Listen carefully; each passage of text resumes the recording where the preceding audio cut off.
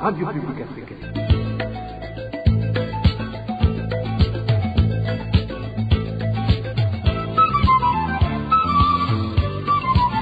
Radio Publique Africaine.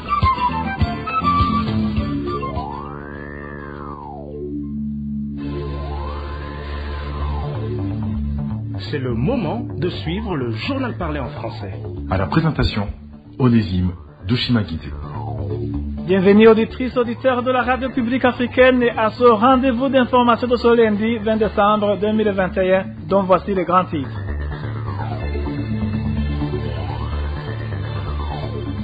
Des militaires et des policiers dont l'effectif n'est pas encore connu ont été tués cette nuit en zone Gatumba sur la frontière burundo-congolaise au cours d'une attaque revendiquée par le mouvement Red Tabara. La crise de 1972 au Burundi est un génocide commis contre les Hutus, a déclaré solennellement Pierre Claver Ndayicariye, président de la commission Vérité et Réconciliation devant les deux chambres du Parlement réunies en congrès ce lundi. Au sommaire également, le non-suivi des cas positifs de la Covid-19 est l'une des causes majeures de la propagation à grande échelle de cette pandémie actuellement au Burundi. Les détails tout de suite.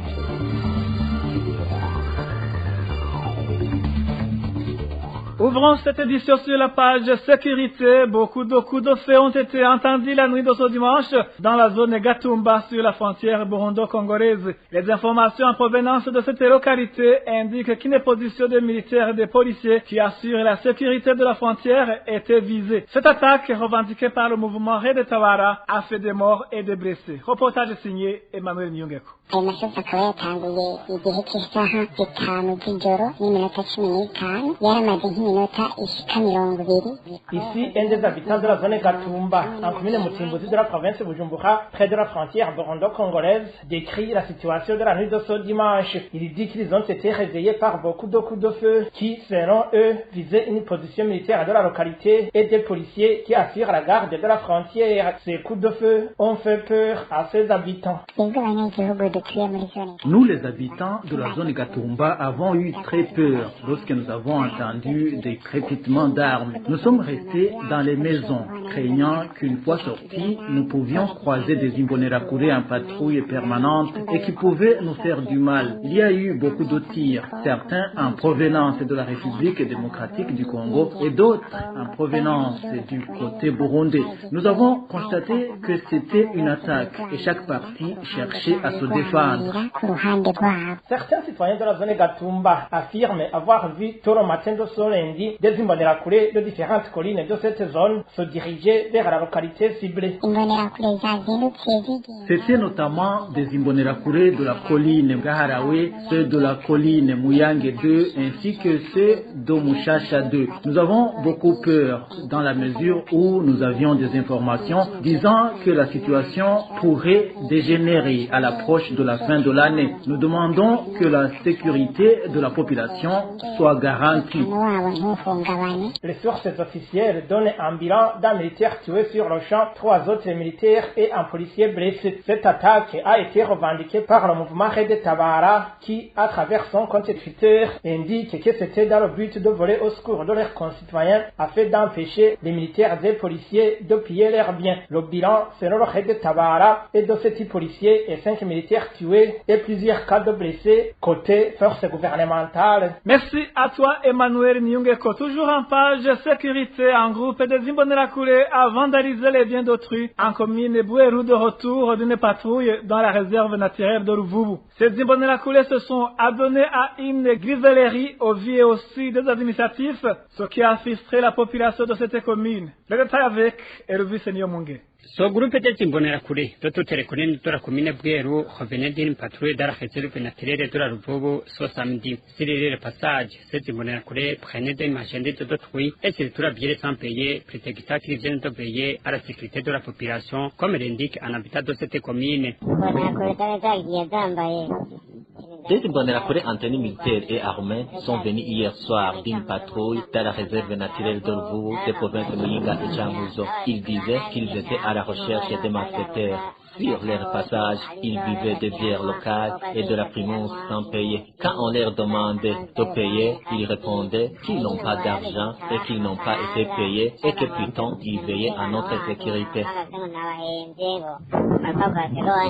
Cette attitude a été décriée par la population qui parle plutôt d'un pillage, surtout que cela a été fait en présence de sociétés administratives à la base.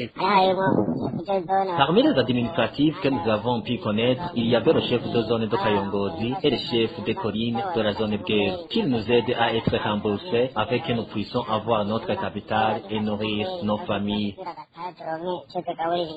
Les victimes de cette griverie demandent d'être remboursées, surtout que ces administratifs connaissent bien les résultats de ce forfait. La rédaction n'a pas encore pu joindre l'administrateur de la commune Bweru pour qu'il s'exprime à ce propos. Merci à toi aussi, Hervé Senio Mungere. La population devrait se lever comme un seul homme et s'insurger contre les crimes et les actes ignobles commis par les Imbonerakure. Réaction du président de l'IPD Zigamibanga au lendemain de la patrouille samedi dernier des Imbonerakure en compagnie de certains administratifs dans la réserve naturelle de la Ruvubu en commune Bweru de la province Ruyigi. Chovino Mugengezo estime que ces actes visent à charger injustement les opposants au parti CNDD-FDD.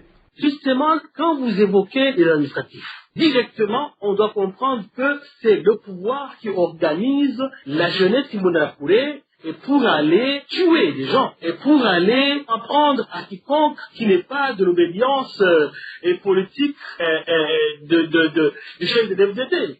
Alors, tout ce temps qu'on est en train de crier fort, de dénoncer cette déviance, l'opinion publique nationale et internationale, nous la prenons à témoin parce que des administratifs qui accompagnent sur terrain les Imbonerakure qui ne sont aucunement encore constitués.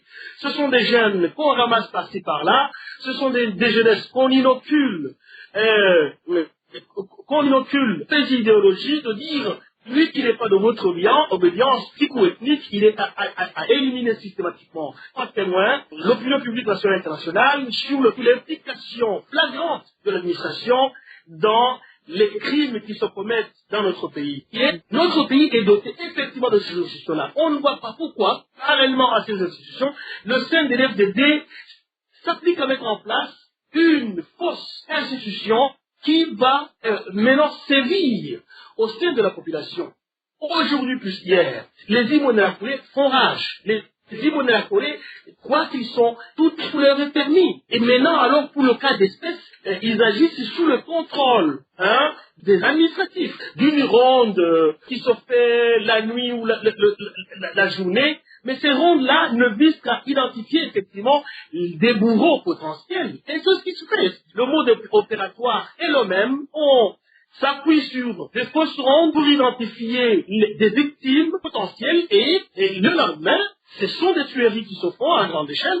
C'était Chovino Mugengezo, président du parti IPD Zigamibanga. La rédaction de la RPA a pu répertorier 5 cas d'assassinat au cours de la semaine écoulée dans 4 provinces du pays. L'une des victimes a été tuée par les agents du service national des renseignements. Le détail avec Eric Nyonzima. 2 personnes ont été poignardées à mort la semaine dernière dans la province Muyinga. Il s'agit d'une femme du nom de Janine Kabagabigwa et sa fille. C'était sur la colline Muzingi, zone Gasanze, commune Gashoho, vendredi dernier. Les conflits familiaux seraient à l'origine de ces assassinats. 3 personnes ont été arrêtées pour des raisons d'enquête. La 3e victime est de la province Mngar. C'est une jeune du nom de Méthode Nizgiman. Il a été tué à coups de machette par des inconnus à son domicile sur la colline Kaondo, commune d'Ava, mercredi dernier. Les conflits familiaux seraient à l'origine de ce crime. Sa famille réclame que justice pour soit rendue. Le même jour, un certain Augustin Matata, membre du parti sénère de la province de Bubanza, est mort à l'hôpital Prince Louis Guagasore suite aux tortures lui infligées par les agents du service national des renseignements à mairie de Bujumbura. Augustin Matata a été arrêté par les agents du service national des renseignements en zone Buringa, commune Gihanga, le 16 novembre passé. La dernière personne assassinée la semaine dernière est de la province Kayanza. C'est une octogénaire du nom de Félicité Ndundo. Elle a été tuée à coups de gourdin et de pierre sur la colline Nyabikaranga, zone Kabuye, commune Kayanza. C'était le mardi dernier. La victime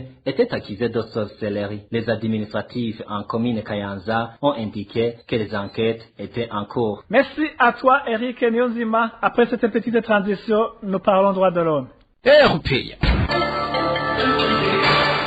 Gérard Ndayisenga, cadre de renseignement burundais, actuellement incarcéré en prison de Mpimba, serait parmi les auteurs de l'incendie criminel qui a ravagé la prison centrale de Gitega. Selon des sources policières, son implication dans l'affaire de la mort de Matata Augustin aurait pour objectif de manipuler la vérité sur le drame de Gitega. Les mêmes sources signalent la collaboration dans ce crime d'un autre officier de police, Dino Doclaver Niyovyizigiro. Le détail avec Eroge Diveremesh. Gérard Ndayisenga est l'un des cadres du service national de renseignement burundais. Il a occupé le poste de responsable de ce service dans différentes provinces du pays. Il y a quelques mois, il a été muté de l'intérieur du pays vers le quartier général de la documentation burundaise situé à la mairie de Bujumbura, où il a été affecté au département des opérations aux côtés de Mathias Joseph Nyonzima, surnommé Kazungu. Les services à la charge d'un agent affecté au sein du département des opérations ne sont pas connus, à part qu'il peut être envoyé n'importe où en cas de besoin. Des informations dignes de confiance révèlent que Gérard Ndayisenga a effectué 3 voyages dans une période de 2 mois, c'est-à-dire le mois de novembre et décembre, en province de Bujumbura vers Gitega. Certains de ses collaborateurs, parmi les planificateurs de l'incendie qui a ravagé la prison de Gitega, font savoir que c'est Gérard Ndayisenga qui a transporté une poudre utilisée pour brûler cette maison carcérale. Gérard Ndayisenga a donc planifié l'incendie de la prison de Gitega en collaboration avec un officier de la police nommé Claver Niyovyizigiro qui est affecté actuellement au bureau de l'Office burundais des recettes, OBR en sigle, en province de Gitega. Le nommé Claver Niyovyizigiro est l'un des policiers cités dans l'assassinat des adeptes de Zébi survenu en 2013. La rédaction de la RPA a tenté à maintes reprises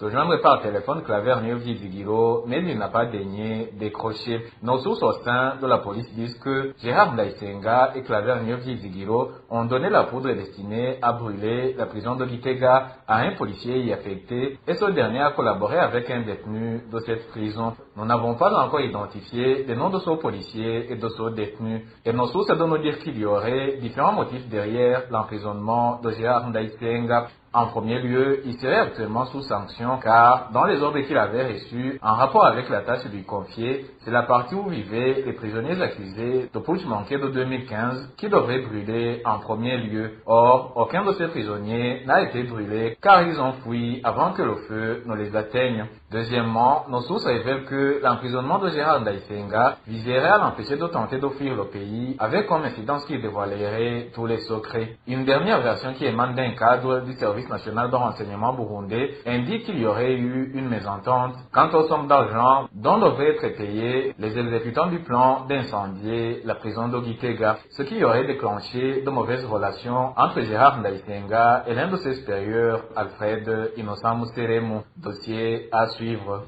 Merci à toi aussi, Eloge Diveremecha. La campagne de 2 ans salue l'arrestation et l'emprisonnement de Gérard Ndayisenga, agent du service national de renseignement pour violation grave des droits de l'homme. Toutefois, Pacifique Nahazoué, président de cette campagne, indique qu'il serait paradoxal de sanctionner Gérard Ndayisenga uniquement au moment où tous les agents du service national de renseignement, surtout les responsables de cet organe, continuent à commettre des crimes et des violences envers les citoyens burundais. Suivez plutôt Pacifique Nahazoué qui pilote la campagne dondaise.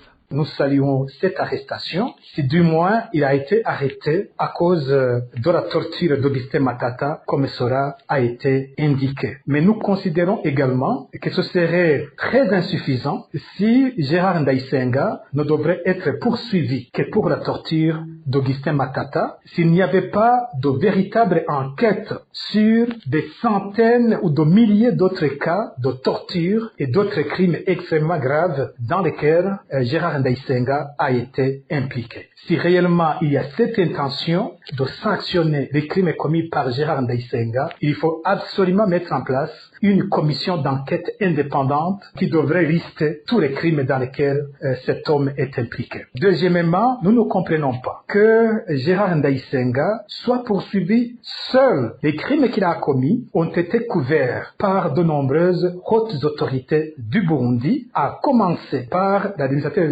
général du service national de renseignement par le directeur du renseignement intérieur Alfred Innocent Seremou, qui par ailleurs, selon nos informations, participe à de nombreuses séances de torture au sein du service national de renseignement. Alexis Ndaïkengurukiye, alias Moroka, qui participerait également à ces séances de torture, et d'autres acteurs du service national de renseignement. Interroger Madame Stéphanie Hatungimana, militante du parti CNL de la province Ngozi, aujourd'hui en prison, interroger les membres du Red Tabara récemment remis par le Rwanda au service national de renseignement, interroger les personnes récemment présentées par la police comme étant des membres de la rébellion de Zalamema, interroger la plupart de ces personnes que la police a déjà présentées aux médias. Vous allez trouver que presque dans leur totalité, ils ont été victimes de torture au sein du service national de renseignement. Est-ce que c'était Gérard Ndaïsenga qui organisait, qui autorisait? Est-ce qu'il était le seul à participer à la torture de toutes ces personnes? Pourquoi arrêter seulement Gérard Ndaïsenga, probablement pour la torture d'Augustin Matata, alors qu'au même moment, il y a un autre cadavre à la clinique Prince Louis Gwagasore, d'un militant du CNL, qui a été également torturé. Mais pourquoi ne pas arrêter au même moment le responsable provincial du SNL à Kayanza, Léonard Ngenda Kumana, qui a également torturé une personne et dont la torture a causé la mort de la victime? Pour nous, il s'agit d'une certaine manière de couvrir les crimes qui continuent à être commis par le service national de renseignement, en montrant qu'il y aurait au moins un agent du renseignement qui est poursuivi, alors que les crimes continuent et d'une manière extrêmement grave. Selon nos informations, le service national de renseignement dispose aujourd'hui d'un médecin qui s'occupe de soigner certaines victimes de torture avant d'être présenté à la justice. Mais pourquoi ce médecin existe? Qui l'a recruté? Qui le mandate pour ce service si la torture n'est pas institutionnalisée au sein du service national de renseignement? Nous nous inquiétons également que Gérard Ndaïsenga risque soit de ne pas être poursuivi à terme. L'exemple, c'est l'arrestation de Joe Dassin en 2015 après l'assassinat du caporal Ephraim Hatungimana. Les agents du renseignement qui ont été impliqués dans cet assassinat ont été libérés 6 mois après, alors qu'ils avaient commis un crime grave sur un militaire de l'État en fonction. Alors nous nous inquiétons que Gérard Ndaïsenga ne sera pas jugé jusqu'à terme, ou bien que sa vie peut être en danger au cours de sa détention. C'était Pacifique Nahazoué, président du FOCODE. Événement de 1972 au Burundi transformé en génocide contre les Hutus. Déclaration solennelle de Pierre Claver Ndaïcharié, président de la commission Vérité et Réconciliation, devant les 2 chambres du Parlement réunies en congrès ce lundi. Commanditaire de ce génocide, Michel Michombero, président du Burundi de cette époque. Martyr Pierre Claver Ndaïcharié. La commission Vérité et Réconciliation, ayant enquêté sur les violations graves, massives et systématiques des droits de l'homme commises en 1972-1973 au Burundi, vu les actions de planification des violations graves, massives et systématiques des droits humains commises en 1972-1973 contre les Barundi, du groupe ethnique des Bahutus par le pouvoir du président Michel Michombero, après une analyse approfondie des faits et gestes du pouvoir du président Michel Michombero ayant précédé les violations graves, massives et systématiques des droits humains contre les Barundi, du groupe ethnique des Bahutus en 1972-1973, la commission Vérité et Réconciliation déclare solennellement, ce 20 décembre 2021, que le crime de génocide a été commis contre les Bahutus du Burundi en 1972-1973. Cette déclaration solennelle est faite devant le Parlement du Burundi, réuni en congrès au palais de Kigobe. Pierre Claver Ndaïcharié recommande l'instauration d'une journée nationale pour la commémoration de ce génocide. De surcroît, la CVR indique que les auteurs de ces événements de 1972 doivent demander officiellement pardon. Au cas contraire, qu'ils soient traduits en justice de même que ceux qui nieraient ce génocide. Encore une fois, Pierre Claver Ndaïcharié. Usaba ko inzego zifitiye ububasha zo kwiga zikongera gutora ibwirizwa. Nous demandons à ce que les organes habilités votent une loi reconnaissant qu'au Burundi, il y a eu un génocide contre les Hutus en 1972-1973. La Commission Vérité et Réconciliation demande aux organes dirigeants du pays d'arrêter une loi qui intime aux Burundais qui ont offensé les autres et qui le souhaitent une tribune pour qu'ils puissent demander pardon à ceux qu'ils ont offensés. La loi devrait également punir ceux qui nient les crimes commis contre les Burundais en 1972-1973. Il y aura des Burundais qui, à travers les écrits, les mots et leurs attitudes quotidiennes, nieront qu'il n'y a pas eu de génocide ou de crimes contre l'humanité au Burundi. Cette loi aura un rôle punitif. Les organes du pays pourraient également aider pour que même ceux qui ont perdu les leurs se fassent violence pour pardonner ceux qui les ont endeuillés. Ceux qui ont commis de crimes de sang ou ceux qui ont pillé, ceux qui sont bien connus et qui se reconnaissent eux-mêmes, les organes du pays devraient leur apprendre comment demander pardon et remettre ce qu'ils ont pillé. À ceux qui refusent la voie du pardon, mais conscients de ce qu'ils ont fait en 1972-1973, il n'y aura pas autre recours que la justice. La Commission Vérité et Réconciliation demande aux organes du pays de fixer un jour où l'on devrait commémorer le génocide contre les Hutus au Burundi. Nta yindi nzira bazoba bifuza atari y'ubutungane. Umugwi Severe urasavye inzego zirongoye igihugu gushinga umunsi w'igihugu wo kwibuka ihonyabwoko ryakorewe abahutu bo mu Burundi. Pierre Claver Ndayicariye a dans son rapport promis d'enquêter sur les années de 1960, les événements de Ntega et Marangara, ainsi que les événements de 1993. Même si ces événements de 72 pourraient être qualifiés de génocide, la Commission Vérité et Réconciliation CVR n'avait pas les prérogatives de l'annoncer. Réaction à chaud de Jérémy Minani, président du parti RDB. Pour lui, il s'agit d'enjeux du parti CNDD-FDD qui vise à endormir le peuple hutu afin qu'il le maintienne au pouvoir le plus longtemps possible. Suivez.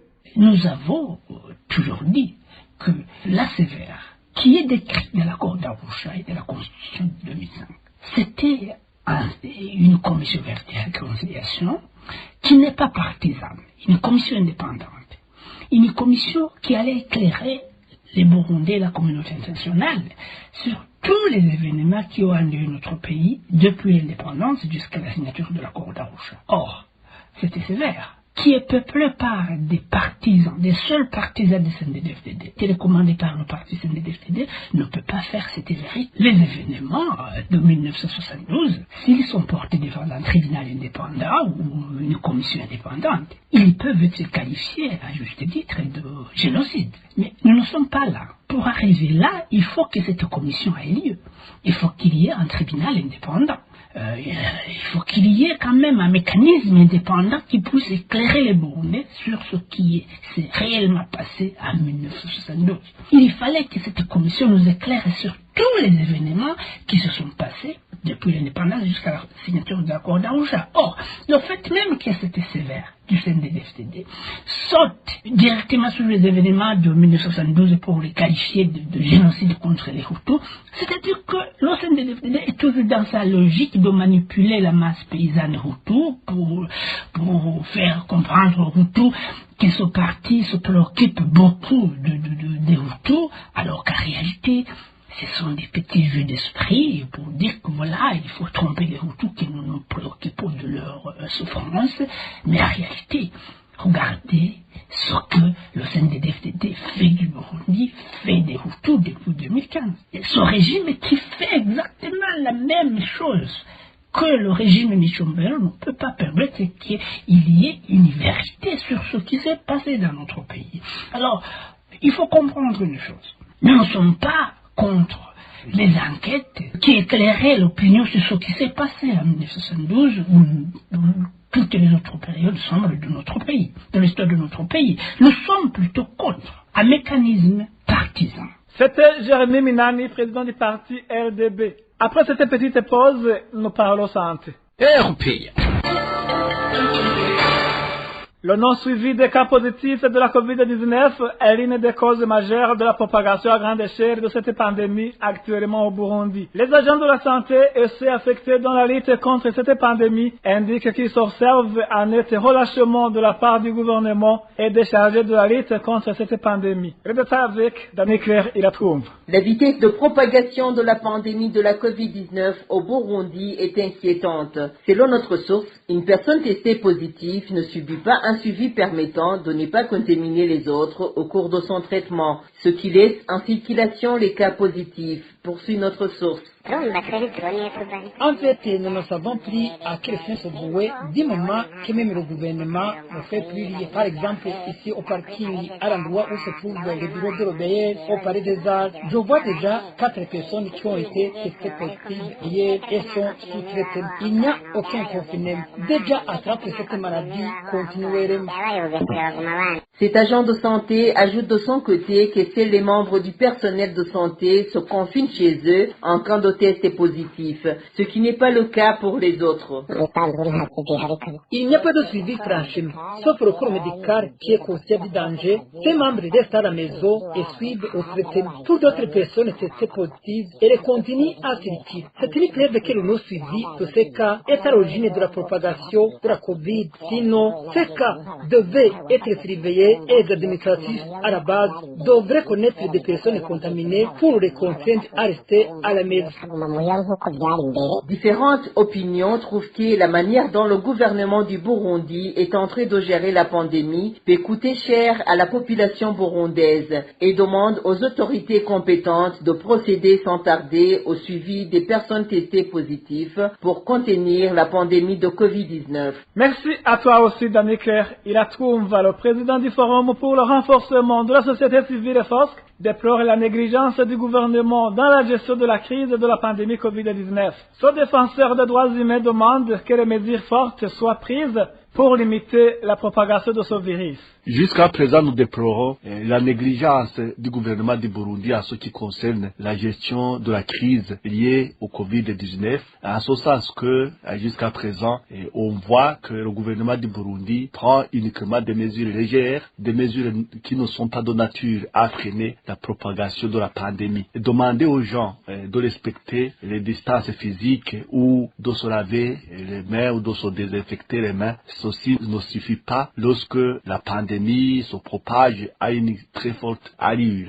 Ce que les autres font dans d'autres pays et l'État du Burundi, ne pouvant pas évoluer en vase clos, peut s'inspirer de ce qui se fait ailleurs. Et le gouvernement du Burundi peut prendre des mesures sérieuses, notamment en lançant une campagne de vaccination massive de la population, parce que c'est déjà démontré que la vaccination contribue à freiner la propagation de la pandémie, ou tout au moins à réduire l'impact de la maladie chez les personnes vaccinées. Il en est de même des mesures relatives à l'interdiction des rassemblements des masses, parce que c'est lors de ces rassemblements que le virus se propage à une très forte allure. Vital Shimirimana demande au président de la République de prendre le devant dans la lutte contre cette pandémie. Il demande également aux syndicats ainsi qu'aux autres groupes de Burundais de lutter pour la protection convenable de la population. Suivez encore une fois Vital Shimirimana. Donc nous demandons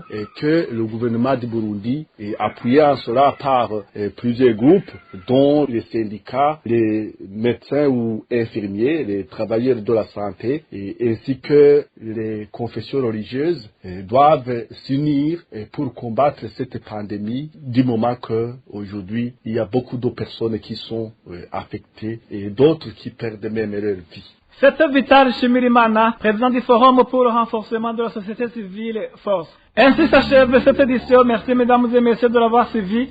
Merci aussi à l'équipe de la rédaction et à l'équipe technique pour leur bonne collaboration. À la présentation, c'était Onésime Dushima Guizé. Bon début de semaine à tous.